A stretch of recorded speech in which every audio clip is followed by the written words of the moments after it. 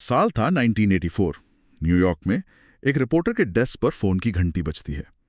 दूसरी तरफ से एक भारी रसूखदार आवाज आती है। मैं जॉन बैरन बोल रहा हूँ, डोनाल्ड ट्रंप का नया पीआर एजेंट। रिपोर्टर को आवाज जानी पहचानी लगती है, मतलब बिल्कुल डोनाल्ड ट्रंप जैसी। लेकिन वो आदमी कसम खाता है कि वो जॉन है।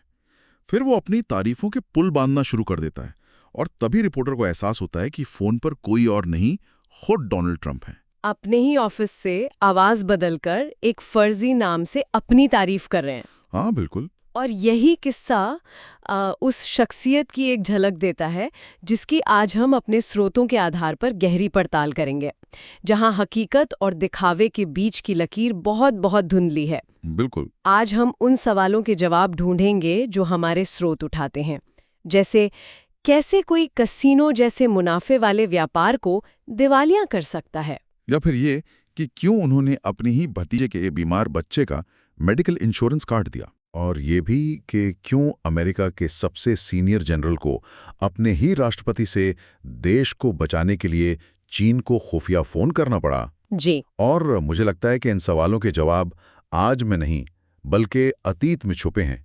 ये समझने के लिए कि ट्रंप आज जो हैं वो क्यों हैं, हमें उनके बचपन में लौटना होगा। जी हाँ, क्वींस न्यूयॉर्क के एक आलीशान 23 कमरों वाले बंगले में। वो बंगला बाहर से किसी महल जैसा था, लेकिन हमारे स्रोत बताते हैं कि अंदर से ये रिश्तों की गर्मी से खाली था। घर का माहौल कौन तय करता था? जाहिर है पिता। हाँ, पिता फ्रेड ट्रंप। वो एक बिल्डर थे जिनका एक ही मंत्र था, समय ही पैसा है। उनकी किफायत के किस्से मशहूर थे, जैसे कंस्ट्रक्शन साइट पर गिरी हुई कीलें भी खुद उठाना ताकि दोबारा इस्तेमाल हो सके। बिल्कुल। ये तो एक बहुत ही सख्त और प्रैक्टिकल इंसान की तस्वीर लगती है। एक ऐसा पिता जो हर चीज को नफे नुकसान के तराजू पर तौलता हो। यही सबसे अहम सवाल है। देखिए, फ्रेड ट्रंप की दुनिया में इंसान सिर्फ दो तरह के होते थे, विनर्स यानी जीतने वाले, और लूजर्स यानी हारने वाले। उनके लिए जीतना कोई शौक नहीं था, जिंदा रहने के लिए ऑक्सीजन जैसा था। और यही फलसफा वो अपने बच्चों को देना चाहते थे, खासकर अपने दो बेटों को, फ्रेडी जूनियर और छोटे डोनाल्ड को। जी। फ्रेडी स्वाभाविक वारिस थे, लेकिन उनकी शख्सियत अपने पिता से बिल्कुल अलग थी। वो नरम दिल थे, पायलट बनना चाहते थे। हाँ, और जब उन्होंने अपने पिता को बताया कि वो एक एयरलाइन में पायलट बन गए हैं, तो फ्रेड ट्रंप ने खुश होने के बजाय उनका मजाक उड़ाया। क्या कहा उन्होंने? उन्होंने कहा, तुम बस आसमान में उड़ने वाली एक बस के ड्राइवर हो। उनका मकसद फ्रेडी को तोड़ना था, उसे वापस जमीन पर लाना था। मैं सोच रहा हूँ कि उस घर के डाइनिंग टेबल पर बैठा एक छोटा बच्चा डोनाल्ड ये सब देख रहा है। वो देख रहा है कि कैसे उसकी हीरो जैसे बड़े भाई को उसका अपना पिता कुचल रहा है। उसने एक बहुत क्रूर सबक सीखा। उसने सीखा कि इस घर में दया, संवेदनशीलता, ये सब कमजोरी की निशानियां हैं। और जिंदा रहने के लिए, मतलब विनर बनने के लिए, उसे अपने भाई का ठीक उल्टा बनना होगा। बिल्कुल। उसने अपने भाई का साथ देने के बजाय पिता के सुर में सुर मिलाना शुरू कर दिया। ये एक तरह का सर्वाइवल मैकेनिज्म था। तो घर में सीखी ये सख्ती बाहर भी निकली होगी। 13 साल की उम्र में उन्हें न्यूयॉर्क मिलिट्री एकेडमी भेज दिया गया। ये कोई सजा थी? एक तरह से हाँ। उन्हें दादागिरी और बदमाशी के कारण भेजा गया था, और वहां उनकी मुलाकात हुई थियोडोर डोबियस से। अच्छा। दूसरे विश्व युद्ध के एक अनुभवी सैनिक जो कठोर अनुशासन में विश्वास करते थे और विनर्स को ही पसंद करते थे, बिल्कुल फ्रेड ट्रंप की तरह। तो वो एक पिंजरे से निकलकर दूसरे में आ गए। फिर उन्होंने क्या किया? उन्होंने माहौल को बहुत जल्दी भांप लिया। वो सबसे साफ वर्दी पहनते, सबसे ज्यादा चमकते जूते रखते, मतलब सिस्टम को खेलना सीख गए। हाँ, और डोबियस को खुश करना सीख गए। एक बड़ी अहम घटना है, इंस्पेक्शन के दौरान एक जूनियर कैडेट के कमरे में गलती निकली। इंचार्ज होने के नाते जिम्मेदारी डोनाल्ड की थी, लेकिन उन्होंने इल्जाम किसी और पर डाल दिया होगा। फौरन उस जूनियर पर इल्जाम डाल दिया, और सजा देने के बजाय डोबियस ने उनकी तारीफ की। तो यहाँ उन्होंने अपने पिता से सीखा सबक पक्का कर लिया। हाँ, कभी गलती मत मानो, माफी मत मांगो, हमेशा पलटवार करो। तो मिलिट्री स्कूल से ये सबक लेकर वो अपने पिता के बिजनेस में शामिल हो गए। वो अक्सर दावा करते हैं कि उन्हें पिता से सिर्फ $1 मिलियन का छोटा सा लोन मिला था। लेकिन हमारे स्रोत कुछ और ही कहानी बताते हैं। टैक्स रिकॉर्ड्स की पड़ताल से पता चलता है कि डोनाल्ड 3 साल की उम्र से करोड़पति थे। 3 साल की उम्र से? जी। उनके पिता ने टैक्स बचाने की स्कीम के तहत अपनी दौलत बच्चों के नाम करनी शुरू कर दी थी। आज के हिसाब से देखें तो डोनाल्ड को अपने पिता से लगभग $413 मिलियन मिले थे। $413 मिलियन? ये तो छोटे से लोन से बहुत अलग तस्वीर है। मतलब ये जो सेल्फ मेड अरबपति वाली पूरी इमेज है वो एक मिथक है। सही कहा। और 1973 में इस बाप बेटी की जोड़ी के सामने पहली बड़ी मुसीबत आई। अमेरिकी न्याय विभाग ने उन पर नस्लीय भेदभाव का मुकदमा कर दिया। आरोप क्या थे? आरोप गंभीर थे कि वो अश्वेत लोगों को घर किराए पर नहीं देते थे और उनकी फाइल पर सी यानी कलर्ड लिख देते थे। ऐसे गंभीर आरोपों के सामने तो फ्रेड ट्रम्प घबरा गए होंगे। फ्रेड ट्रम्प मामला निपटाना चाहते थे, लेकिन 27 साल के डोनाल्ड ने लड़ने की ठानी। उनका तर्क था, सबूत मायने नहीं रखते, मायने ये रखता है कि कौन ज्यादा शोर मचाता है। और इस शोर को मचाने के लिए उन्हें एक खास वकील मिला, रॉय कोहेन, उस दौर के सबसे शातिर और बदनाम वकील जो ब्लैकमेल और दहशत से केस जीतते थे। कोहेन ने उन्हें क्या सलाह दी? जब डोनाल्ड ने बताया कि उनके वकील केस सेटल करना चाहते हैं, तो कोहेन ने कहा, तुम पागल हो, सेटल क्यों करोगे? तुम उन पर वापस $100 मिलियन का मानहानि का मुकदमा करो। और बस उसी एक सलाह में डोनाल्ड को अपना गुरु मिल गया। बिल्कुल, फ्रेड ट्रम्प ने उन्हें किलर बनने का जज्बा दिया था, लेकिन रॉय कोहेन ने उन्हें वो हथियार दिए जिनसे लड़ना था। तो चलिए इन हथियारों को या कहें कि इन नियमों को जरा समझते हैं। कोहेन की वो टूल किट क्या थी? देखिए, कोहेन ने उन्हें 3 नियम सिखाए जो आज भी ट्रम्प की हर रैली और हर बयान में दिखाई देते हैं। पहला नियम, अटैक अटैक अटैक, कभी बचाव में मत खेलो। अगर कोई सवाल उठाए तो उसी पर हमला कर दो। हाँ बिल्कुल। दूसरा नियम, एडमिट नथिंग, डिनाई एवरीथिंग, कुछ भी स्वीकार मत करो, हर बात से इनकार करो और पूरे आत्मविश्वास से झूठ बोलो। और तीसरा और शायद सबसे जरूरी नियम, क्लेम विक्ट्री, हमेशा जीत का दावा करो, भले ही तुम बुरी तरह हार गए हो, अपनी हार को जीत की तरह पेश करो। एक मिनट, मतलब ये सिर्फ कानूनी सलाह नहीं थी, ये तो पूरी जिंदगी का फलसफा था। बिल्कुल, ये उनकी पूरी कार्यशैली का आधार बन गए। उन्होंने इन नियमों को तुरंत उस भेदभाव वाले केस में लागू किया, सरकार पर काउंटर केस किया। और नतीजा? भले ही बाद में उन्हें समझौता करना पड़ा, लेकिन अखबारों में उन्होंने दावा किया कि सरकार ने उनकी शर्तें मानी, उन्होंने जीत का दावा किया। इन्हीं नियमों के साथ उन्होंने मैनहट्टन पर अपनी नजरें गड़ाईं। ग्रैंड सेंट्रल स्टेशन के पास एक जर्जर होटल को बदलने के लिए न्यूयॉर्क शहर से 40 साल की टैक्स छूट हासिल की। जी, जो इतिहास में किसी को नहीं मिली थी। और इस डील के पीछे रॉय कोहेन के राजनीतिक कनेक्शन और पिता फ्रेड ट्रम्प की लोन गारंटी का बहुत बड़ा हाथ था। इस एक डील ने उन्हें मैनहट्टन का मसीहा बना दिया। फिर आया ट्रम्प टावर। हाँ, जिसे वो दुनिया की सबसे शानदार इमारत बनाना चाहते थे। इसके लिए उन्होंने एक पुरानी इमारत को तोड़ा। इस दौरान मेट्रोपॉलिटन म्यूजियम ने उनसे 2 बेशकीमती मूर्तियों को बचाने का अनुरोध किया। ट्रम्प ने वादा भी किया। लेकिन जब उन्हें पता चला कि इसमें 2 हफ्ते और कुछ $1000 ज्यादा लगेंगे, तो उन्होंने उन्हें तोड़वा दिया। और जब हंगामा हुआ तो उन्होंने इसे पब्लिसिटी बताकर फिर से जीत का दावा किया। रॉय कोहेन का तीसरा नियम। यहां से उनकी भूख और बढ़ी और नजरें अटलांटिक सिटी के कसीनो पर गईं।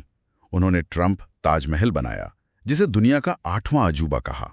लेकिन इसे बनाने के लिए पैसे नहीं थे। उन्होंने बहुत ज्यादा ब्याज दर पर जंक बॉन्ड से पैसा उठाया, जो कि बहुत जोखिम भरा निवेश होता है। इसका मतलब था कि कसीनो को सिर्फ प्रॉफिट में रहने के लिए हर रोज $1.3 मिलियन कमाने थे। ये तो नामुमकिन सा लगता है। और ये नामुमकिन ही साबित हुआ।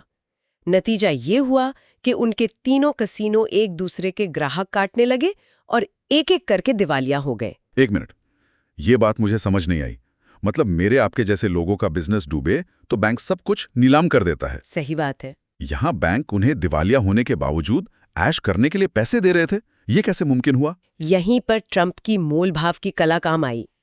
उन्होंने बैंकों को समझाया कि अगर वो डूब गए तो बैंकों को कुछ नहीं मिलेगा, क्योंकि कसीनो में भीड़ उनके नाम की वजह से आती है। Too big to fail. बिल्कुल, बैंकों के पास उन्हें बचाने के अलावा कोई चारा नहीं था।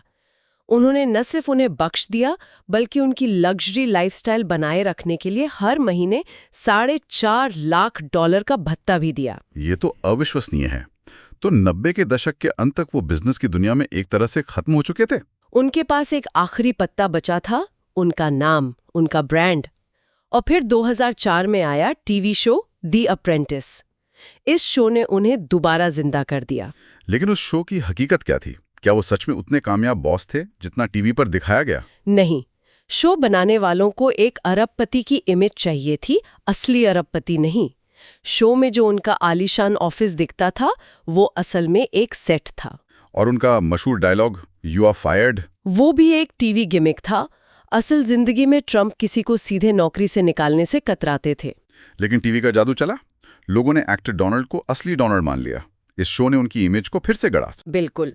और इस नई इमेज को भुनाते हुए उन्होंने अपने नाम को लाइसेंस पर देना शुरू कर दिया। ट्रंप स्टेक्स, ट्रंप मैट्रेसेस, यहाँ तक कि ट्रंप यूनिवर्सिटी भी, जो कोई असली यूनिवर्सिटी नहीं थी बल्कि एक सेमिनार स्कीम थी। हाँ, जहां अमीर बनाने के राज बताने के नाम पर हजारों डॉलर लिए जाते थे।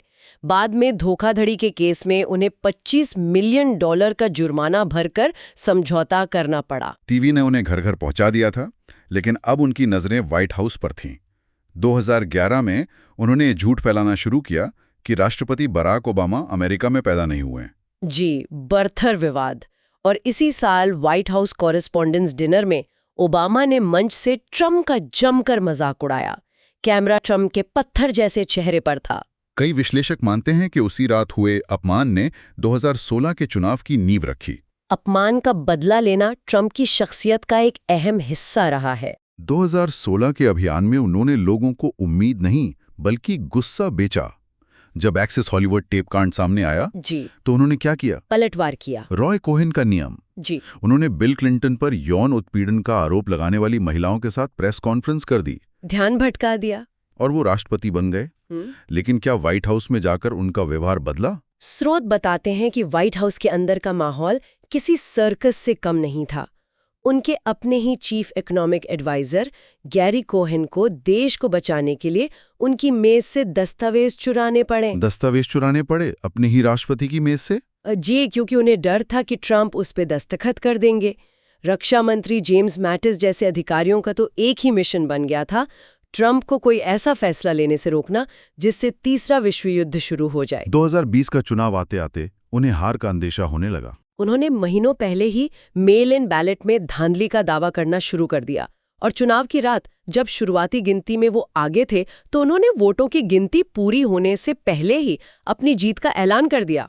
कोहेन का तीसरा नियम। और जब वो हार गए तो नतीजा 6 जनवरी 2021 की घटना के रूप में सामने आया। उन्होंने अपने समर्थकों को कैपिटल हिल यानी अमेरिकी संसद की तरफ मार्च करने के लिए उकसाया। और स्रोतों के मुताबिक उन्हें पता था कि भीड़ में कुछ लोग हथियारबंद हैं। जी, जब भीड़ अंदर हिंसा कर रही थी और माइक पेंस को फांसी दो के नारे लगा रही थी, तब ट्रंप टीवी पर ये सब देखकर कथित तौर पर खुश हो रहे थे। इस घटना के बाद उन पर कई मुकदमे हुए हैं, लेकिन उन्होंने हर कानूनी मुश्किल को एक राजनीतिक अवसर में बदल दिया। ये उनकी सबसे बड़ी खासियत है। जब उन्हें गिरफ्तार किया गया और जेल में उनकी तस्वीर यानी मग शॉट खींची गई, तो उन्होंने उस तस्वीर वाली टी शर्ट और मग बेचकर 24 घंटे में $7 मिलियन से ज्यादा कमा लिए। उन्होंने एक नैरेटिव बनाया, वो मेरे पीछे नहीं तुम्हारे पीछे पड़े हैं, मैं तो बस रास्ते में खड़ा हूं। जी, ये दिखाता है कि वो अपने समर्थकों की नब्ज को कितना समझते हैं। उनके चरित्र की कुछ और झलकियां भी हैं जो वाकई हैरान करने वाली हैं, जैसे अपनी पहली पत्नी इवाना को अपने गोल्फ कोर्स में दफनाना। इसकी क्या वजह थी? स्रोत बताते हैं कि न्यू जर्सी के कानून के मुताबिक कब्रिस्तान वाली जमीन पर प्रॉपर्टी टैक्स नहीं लगता। इस एक कदम से उन्होंने टैक्स में बड़ी बचत कर ली। और वो किस्सा जब उनके भतीजे ने जायदाद में हिस्से के लिए केस किया, तब उन्होंने उसके सेरेब्रल पाल्सी से पीड़ित बीमार बेटे का मेडिकल इंश्योरेंस कटवा दिया। जब एक इंटरव्यू में उनसे पूछा गया कि आपने ऐसा क्यों किया, तो उनका जवाब था, जब वो हम पर मुकदमा कर रहे हैं तो हम उनको मेडिकल कवरेज क्यों दें। कोई पछतावा नहीं, कोई दया नहीं, बस लेन देन। बिल्कुल। इन सब बातों का मतलब क्या है? स्रोतों को देखने के बाद जो तस्वीर उभरती है वो एक ऐसे व्यक्ति की है जिसने बचपन में अपने पिता से सीखा कि दुनिया में सिर्फ विनर्स और लूजर्स होते हैं। और फिर रॉय कोहेन से उन्हें वो 3 नियम मिले जिन्होंने उनकी पूरी जिंदगी को दिशा दी। हमेशा हमला करो, कुछ भी मत मानो और हमेशा जीत का दावा करो। अंत में स्रोत ये भी तर्क देते हैं कि ट्रंप सिर्फ एक व्यक्ति नहीं बल्कि अमेरिका का एक आईना है। उस आईने में अमेरिका का वो चेहरा दिखता है जिसे वो छुपाना चाहता है। गुस्सा, नस्लवाद और मनोरंजन की भूख। बिल्कुल। अंत में ट्रंप ने ये साबित किया है कि अगर आप अपनी हार मानने से इनकार कर दें तो आप हकीकत को भी झुका सकते हैं। और ये हमारे लिए एक विचार छोड़ जाता है। क्या? जब कोई हार मानना ही छोड़ दे तो क्या ये राजनीति और समाज के सारे नियम हमेशा के लिए बदल देता है?